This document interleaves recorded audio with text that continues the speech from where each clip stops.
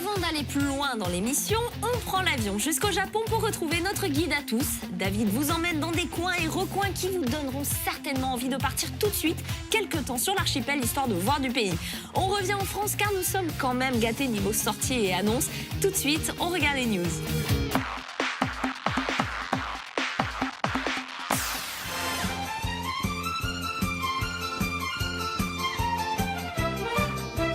Konnichiwa, salut à tous. Aujourd'hui, nous sommes à Tokyo, dans le quartier d'Omotesando. Et vous l'avez peut-être deviné, je vous emmène dans un café à thème dédié à Dragon Ball.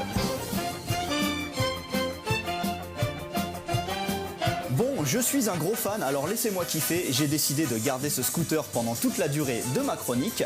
Nous voici à l'intérieur du Tower Records Café. Alors Tower Records, on peut considérer que c'est le plus gros disquaire au Japon.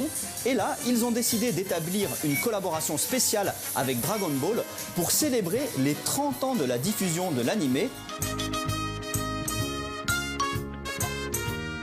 Allez, on perd pas de temps, on passe tout de suite à table. Alors moi, je me suis commandé un curry rouge en hommage à Sangoku lorsqu'il fait sa transformation de Kaioken. Et la pâte feuilletée d'ailleurs là se mange.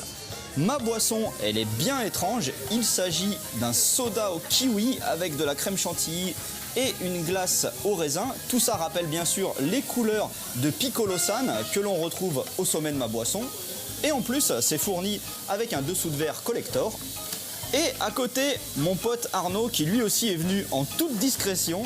Lui, il a pris un plat en hommage à Trunks lorsqu'il revient du futur, puisque cet œuf est censé rappeler la forme de la machine à remonter le temps. Bon, faut y croire.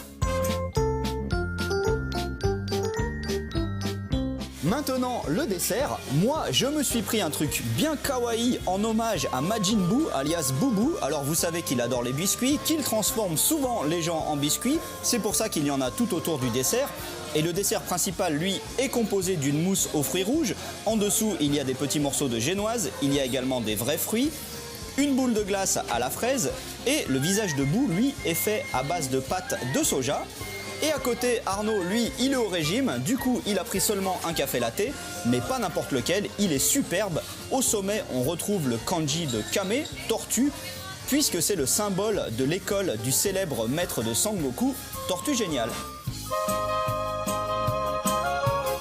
Enfin, il y a bien sûr une petite boutique de goodies avec plein d'objets collector puisque c'est une collaboration. Donc on retrouve un peu partout le slogan de Tower Records, No Music, No Life. Mon objet préféré, ce sont ces badges car on y retrouve Ala-le-chan de Dr Slump habillé comme Sangoku. Voilà, niveau nourriture, c'était pas mal du tout et assez mignon. Par contre, niveau décoration du café, je trouve que c'était un peu service minimal. J'en attendais un peu plus d'une licence aussi mythique que Dragon Ball. Mais bon, comme je suis super fan, je leur pardonne. Allez, à plus. Tiens, né.